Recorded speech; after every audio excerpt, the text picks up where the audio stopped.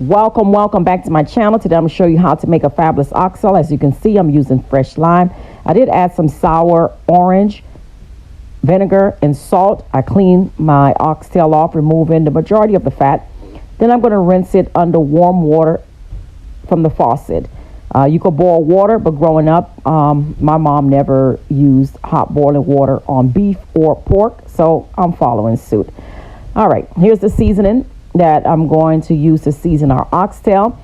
I do have another video up. However, I do get messages saying that they can't find the videos, and I believe it's because I did those videos a few years ago. So this is why I'm doing a repeat, but it's a little different, extremely delicious. All right, so once you're done, you mix up your seasoning. Now you want to make sure you coat every piece of the oxtail with the seasoning. You can allow that to sit for about 30 minutes or overnight, or you could just put it on the stove. Just make sure your stove is on high. We're going to pour our oxtail into our pot. I'm not adding any water. I'm going to allow the oxtail to cook in all of its natural juices. It's going to produce its own liquid. So we're going to allow that to cook until all of the liquid is gone. I'm adding a little tomato to it as well, because that's going to add a nice color when it's time to brown your oxtail.